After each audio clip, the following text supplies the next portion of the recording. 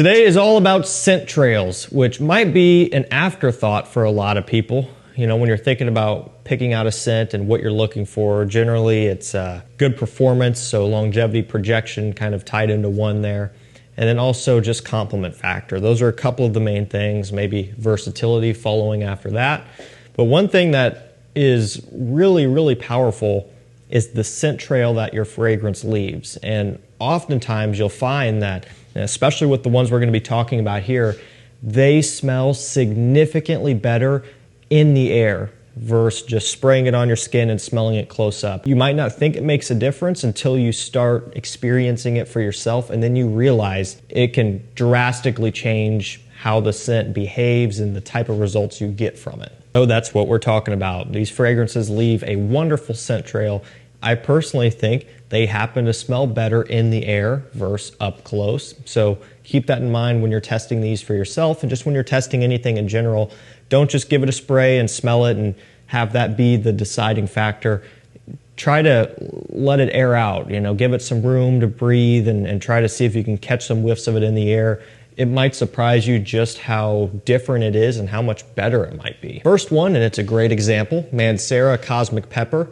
So this one is kind of peppery and spicy up close. I think that's probably going to be pretty obvious given the name, but the way it kind of floats through the air and leaves a trail just makes it smell even better, because you get this kind of slightly creamy sweetness, this slight aldehydic smell, and this bright freshness as well. The lavender, the pepper, it's all there, but when you really catch the tail end of that stuff up in the air, it just smells wonderful. This stuff is incredible. And I've kind of described this one before as having traits similar to La Nuit de l'Homme and something like Allure Homme Sport by Chanel, maybe even Allure Homme Sport Eau Extreme by Chanel with some of that tonka creaminess. That's just kind of one way you can use to put this in a category in one way or another to give you an idea. But it smells wonderful. It smells great up close too, don't get me wrong, but when you can really get this one up in the air, like it is right now. I did one spray, I can still smell it. This one does leave a pretty heavy trail, which is really nice. It's awesome stuff. Best part about this one is you're not paying an arm and a leg for it. It's a Mancera, so it's niche, and it's newer, but pretty quickly it worked its way down in price point to where you can usually get it for under $100 for 120 ml, full presentation, great performance, great trail, great quality, great scent overall. It's kind of a no-brainer. This next one is Ferragamo Acqua Essenziale Bleu. Don't mind this bottle. Capless. It was a tester that I purchased this way, so let that be a lesson to you, I suppose. In this instance here, my tester did not come with a cap, but I did save a couple bucks. And I think that it's probably pretty clear as to what you're expecting to get out of this. Blue in the name, blue on the bottle with that gradient, and then take a look at the notes, and it looks bluish with the ambroxan and the watery notes. And so, yeah, it's definitely a blue fragrance, but not really a clone of any one in particular. You know, just because it's more affordable, just because it's from not one of the super big league brands, it doesn't mean that they're just knocking something off, okay? So it doesn't really smell just like Dior Sauvage or Dylan Blue or Bleu de Chanel or anything like that. It's actually kind of doing its own thing. I really respect for it, you know? Alberto Marias created this one. God, it just smells wonderful. Real nice, bright, fruity kick off the top, working its way into that ambroxan, lavender, watery notes. Actually, just a tiny bit of a saltiness to this one as well. And I don't remember if I mentioned the price point, which I should have, but I'll mention it now. It's cheap. It's usually anywhere from mid-30s to low 40s, somewhere around in there. It actually could be even a bit less than that, depending on if you're getting a tester or not, or what type of deals are going on.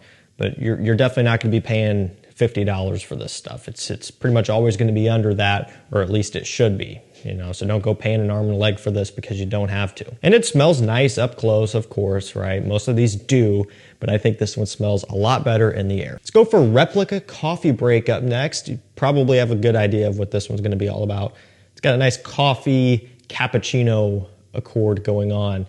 And they say it's creamy and cozy coffee, okay? And that's, you know, that's a very fair description. And it definitely is. It's actually kind of more of a slightly aromatic, smooth type of coffee here versus being like overly strong and sweet. It's actually kind of, I guess, in one way or another, a fresher take on coffee, which is a bit different, but also not in a bad way either. I actually think this one's a little bit more approachable, especially for somebody who maybe doesn't want to smell like they just spilled coffee all over themselves, because when you get into some, you know, really hardcore niche coffee, or even I guess maybe some designers, they're so realistic smelling that it just might be too much for you.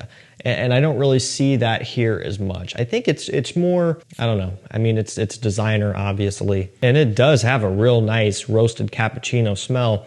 But again, I think it's just tamed back a little bit compared to what you could get elsewhere. So I think there's still a lot of wearability out of this one. Gonna be favoring the cooler weather more than the warmer weather, given that it's just kind of a sweeter coffee scent. But again, some of that freshness that this one does have can help give it some more versatility. It smells nice up close, although a little bit stringent maybe would be the word used to describe it, but in the air, it really smooths out and it just gets way better for me. Let's go for Gentleman Eau de Parfum. This is the Boisee version, so Gentleman EDP Boisee. Got iris, cacao, sandalwood. So there's some cedar wood in here as well, but more sandalwood given the creamier, sweeter nature of it. The iris is kind of standard within a lot of these. It's just a little bit powdery. And then the cacao slash kind of cocoa smell, kind of a chocolatey smell is what you pick up on this one later on down the road there, just giving it a little bit of a gourmand sweetness, which really works well with this DNA. And typically the combination of iris and chocolate is really well done, and definitely getting that here. I mean, it smells wonderful. It's just real nice opening. And there's actually still some freshness to this one as well. So it's not as sweet as the regular Eau de Parfum or something like Eau de Parfum Reserve Privé, but it's also not as fresh as Gentleman Eau de Toilette Intense or Gentleman Eau de Toilette 2017, just to throw a couple examples out there. It's kind of in the middle, which I really like. And when it first came out, I will admit, I didn't see the usefulness as much. But now I kind of understand it more, and it's also grown on me substantially since it first came out, to where I like it more and more pretty much each time I smell it. It leaves a real nice trail behind you. We're gonna go for Terre d'Hermès Parfum up next. Just a small bottle. I think they either come in, it's like the 75, boy, we can't get any focus, either the 75 ml bottle or 200, okay? I believe that is the case. I'm just double checking. Yeah, so 75 here or a 200 ml bottle. That's kind of, I mean, that's a pretty good spread there, right? Because, you know, I don't know. That's just kind of weird to me. Typically, you see a 100 and 200, so you're kind of stuck with the smaller or just the way too big bottle. Although I will say, though, I think for most of you out there, and definitely myself, 75 is plenty. I could never see myself needing even 100 ml of this. And that's just because of the strength, okay? The original Eau de Toilette, I could see needing a bigger bottle. You gotta go a bit heavier on that one, and if it's your everyday wear scent, you'll definitely run through it pretty quickly. With this one, less is more, given the power behind it of this Parfum. It's a really good performer. Longevity-wise, projection is a bit softer given the concentration, but it does hang, so it really sticks in the air for a long time, which kind of helps along with the fact that it smells exceptional in the air. Orange, woody notes, oak moss, kind of your standard Terre d'Hermès smell, just even heavier and even stronger. And up close, you guys know how this stuff smells. It's that kind of earthy orange, woody, spicy. It can be off-putting up close, but give this one some room to breathe, give it some space. Spray the back of your neck so it leaves a trail and it helps assist in that. And man, this stuff is gonna smell wonderful in the air. Let's go for another iris scent, but a fresher one at that. It's a Bleu Noir Parfum by Narciso Rodriguez. Real nice iris note, as I just mentioned there, but again, fresher.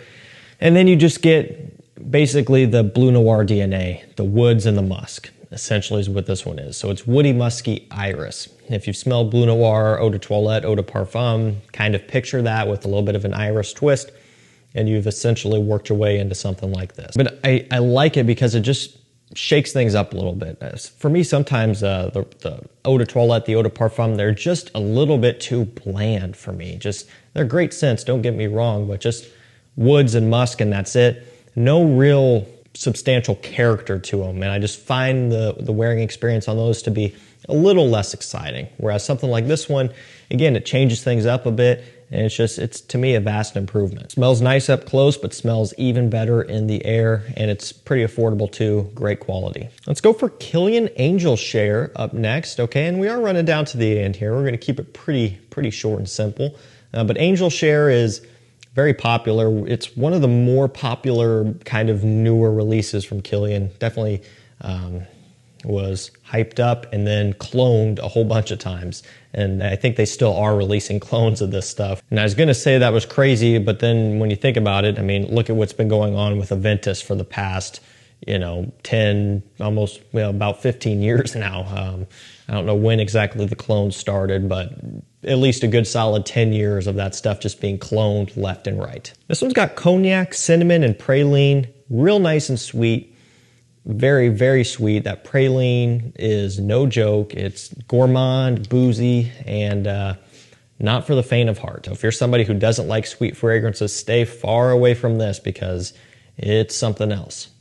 And even for me, sometimes it is a bit too much. And so it's kind of got to be in the mood for it, especially fall and winter time. I'm not going to be touching this stuff in spring and summer, really. So kind of out of season for some, unless you live down under. And hey, this is things are ramping up for you to start wearing Angel Share. But one thing I can say for sure is, while it does smell really nice up close, again, it's extreme, okay? So if you're wearing it and you're just thinking, or you're smelling it and you're like, man, it's way too sweet.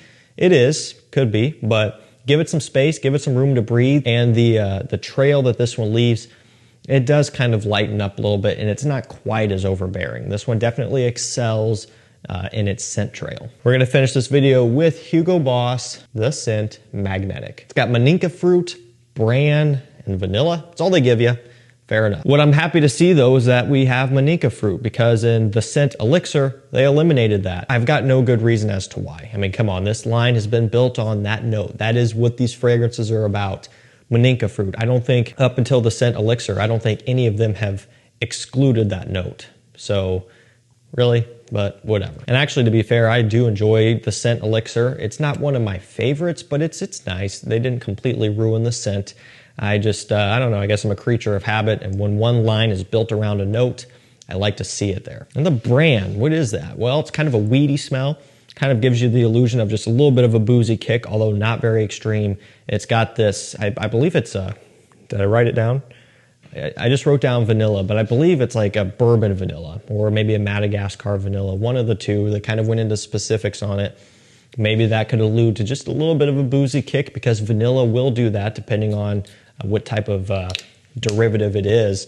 But man, the stuff smells really nice. It's just this, the scent Private Accord, which is getting harder to find, the scent Les Parfums, the original. I mean, they're all really good fragrances that generally can be had for a pretty good price. Alrighty guys, that's gonna do it for me. These fragrances, they smell great up close, but they smell even better in the air. So make sure you keep that in mind when you're testing these out for yourself. And these aren't the only ones either. There's a lot of other scents out there that do work better when you smell them kind of from afar, so to speak. But I will link them all down below. Let me know in the comments, what are some of your fragrances that come to mind when you think of just great scent trail? What are some of the ones that just do the best for you? Let me know. Thank you guys so much for watching. Stay safe, stay healthy. We'll see you tomorrow with another one. Take care.